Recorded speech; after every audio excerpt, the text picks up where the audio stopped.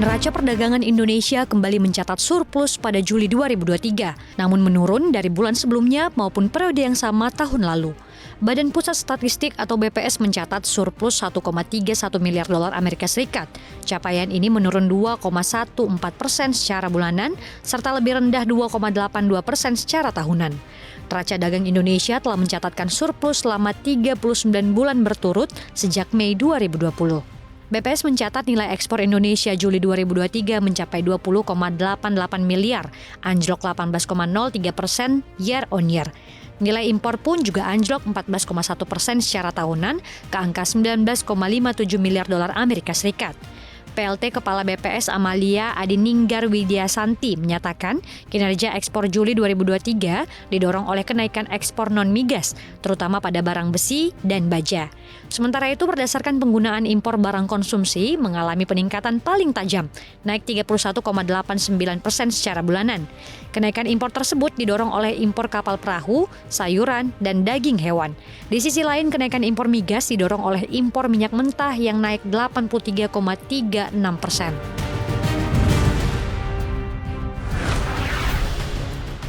Bank Indonesia mencatat posisi utang luar negeri atau ULN Indonesia 396,3 miliar dolar Amerika Serikat atau setara 6.078 triliun rupiah di kuartal 2 2023. Angka ini turun dibandingkan posisi ULN Indonesia pada akhir kuartal 1 tahun ini yang menyentuh 403,2 miliar dolar Amerika Serikat.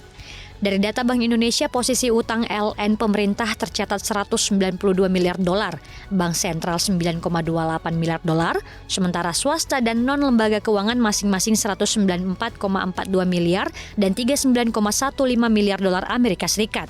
Direktur Eksekutif Departemen Komunikasi Bank Indonesia Erwin Haryono menyebut penurunan ULN ini dipengaruhi pembayaran neto pinjaman luar negeri dan global bond yang jatuh tempo. Sementara itu penempatan investasi portofolio di pasar surat berharga negara domestik juga meningkat.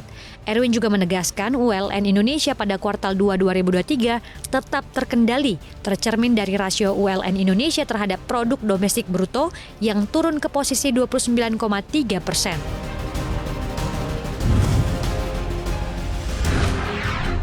Menko Kemaritiman dan Investasi Luhut Binsar Panjaitan menyebut Tesla saat ini menunda investasinya di negara manapun, termasuk Indonesia.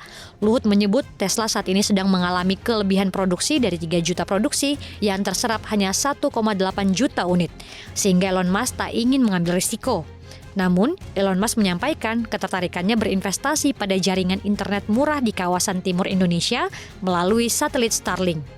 Menurut Luhut, biaya produksi satelit milik Elon Musk ini disebut lebih murah karena menggunakan low Earth orbit atau satelit kecil. Luhut menyebut Starlink memiliki sekitar 6.000 satelit kecil.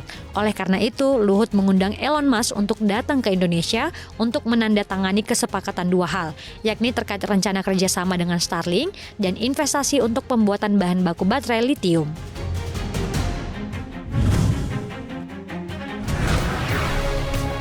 Penjualan mobil bulan Juli 2023 mengalami penurunan. Berdasarkan data gabungan Industri Kendaraan Bermotor Indonesia Gaikindo, penjualan mobil nasional bulan Juli 2023 turun 2.165 unit. Penjualan di bulan Juli yakni 82.416 unit. Ini jadi penjualan paling kecil kedua di tahun ini setelah kinerja saat bulan puasa lalu. Kala itu penjualan sempat menyentuh 58.911 unit. Sementara pada Juni penjualan mobil 82.581 unit. Sedangkan dominasi penjualan di bulan lalu tetap ada di tangan Toyota dan Lexus yang mencatatkan penjualan 30.148 unit.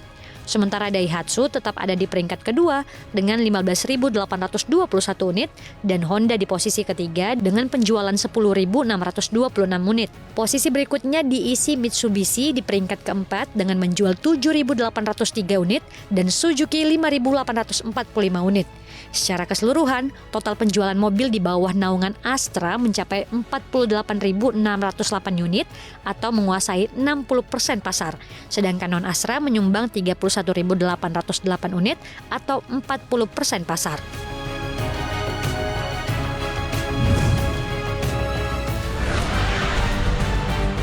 Pertumbuhan ekonomi Jepang pada kuartal 2 2023 melesat, bahkan jauh lebih tinggi dari prediksi ekonom. Di kuartal 2 tahun ini, PDB Jepang melesat 6%. Sebelumnya, konsensus ekonom memprediksi ekonomi negeri Sakura itu hanya tumbuh 3,1%. Data PDB yang dirilis kantor kabinet Jepang menunjukkan pemulihan pasca COVID-19 yang berkelanjutan untuk ekonomi negeri matahari terbit, utamanya dalam perdagangan. Ekspor Jepang naik 3,2% dari kuartal sebelumnya, sebagian besar didorong oleh lonjakan pengiriman mobil, sementara impor anjlok 4,3% selama periode waktu tersebut. PDB yang cerah ini menunjukkan Bank Sentral Jepang kemungkinan akan kembali dari postur moneternya yang sangat longgar.